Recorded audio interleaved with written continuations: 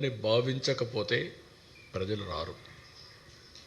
అందులో తెల్లవారుజామున 2 గంటలకు లేచి ఇక్కడికి వచ్చి యోగా చేయాలి, సంఘీభావాన్ని తెలియచేయాలని ఎవరు ఊహించరు, రారు కూడా. మనం బలవంతంగా తీసుకొచ్చినా రారు. అలాంటిది 10 సంవత్సరాలు ప్రధానమంత్రి గారు చేసిన కృషి ఫలించింది. ఆయన ప్రపంచం మొత్తం దీన్ని ప్రమోట్ చేశాడు. 175 దేశాలు యాక్సెప్ట్ చేశాయి. వాళ్ళు కూడా ఆచరించే పరిస్థితికి వచ్చారు.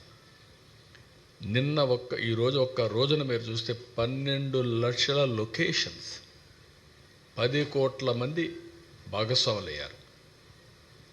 ఒకప్పుడు యోగా అంటే కొంతమందికే పరిమితం.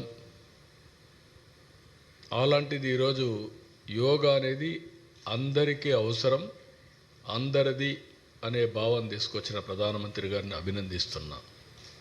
ఆయన ఒకరోజు నేను పోయినప్పుడు అమరావతికి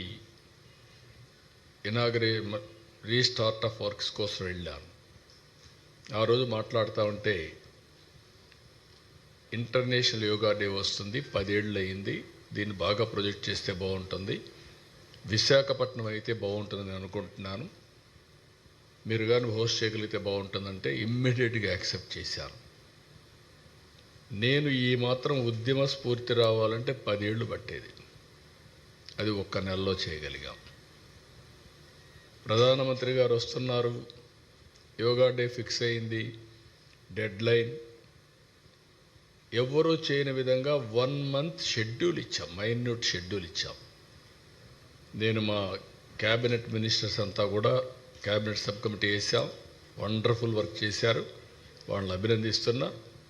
దానికంటే అధికార యంత్రాంగం, సిఎస్ గారి దగ్గర నుంచి కృష్ణబాబు హెల్త్ సెక్రటరీ దగ్గర నుంచి జిల్లా కలెక్టర్స్, ప్రత్యేకంగా విశాఖపట్నం కలెక్టర్, అదే సమయంలో డీజీపీ దగ్గర నుంచి పోలీస్ ఆఫీసర్స్, ఇంత పెద్ద ఈవెంట్ని 0 ఇన్సిడెంట్,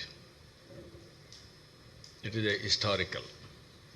చిన్న ఇన్సిడెంట్ కూడా జరుగుతూ ఉంటాయి, అలాంటివి కూడా జరగకుండా చేయగలిగారంటే టెక్నాలజీ ఉపయోగించారు, ప్రాపర్గా ప్లానింగ్ చేశారు, ట్రాకింగ్ చేశారు, ఎప్పటికప్పుడు అకౌంటబిలిటీ తీసుకొచ్చారు, కంట్రోల్ రూములు పెట్టి. అదే సమయంలో ఈవెంట్ కూడా సక్సెస్ కావడానికి మీరు చూస్తే ఒక మంచి ఈవెంట్ కూడా ప్రభుత్వంలో ఉండే అధికార యంత్రాంగం, ప్రజాప్రతినిధులు కూడా సంఘీభావంగా పనిచేశారు. పొలిటికల్ లీడర్షిప్ ప్రజాప్రతినిధులు ఇచ్చారు,